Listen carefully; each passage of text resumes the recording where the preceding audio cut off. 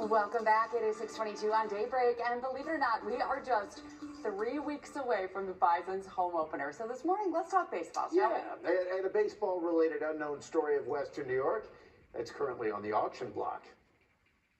Walking down into John Boutte's basement is like walking into a time machine and being able to immerse yourself into more than a century of Buffalo sports.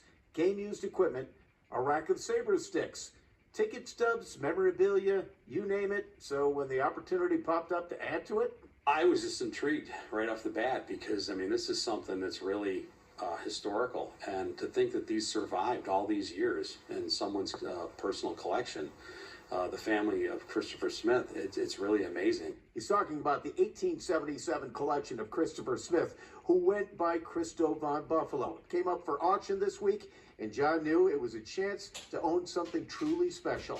What is believed to be the first collection of baseball game cartoons, 34 of them chronicling the city's first professional baseball team. Political cartoons have been around since the 1700s, but, you know, sports cartoons, this is, relatively new. And like I said, and the fact that it has something to do with Buffalo is the coolest part. And while the Buffaloes did not have a successful inaugural season, going 10-23-3 and making just over $400 in profits, it was the start of Buffalo's love affair with baseball. And Buffalo was a very, very big baseball town back in the 1800s, especially when they were part of the National League in the 1880s. So it's great for Buffalo, and it brings a little exposure to the Buffalo baseball scene. Being the collector that he is, John is on the mailing list of many sports auction houses, including Leland Auctions, which is offering this catalog. The story is that he was hired to be the scorekeeper. And he started doodling while he was doing the score, because in baseball there's a lot of downtime. Eventually, those doodles wound up on display for many years in a men's shop on Niagara Street before going back into the family's private collection and now up for auction. And John would like to bring this little nugget of Queen City baseball history back home.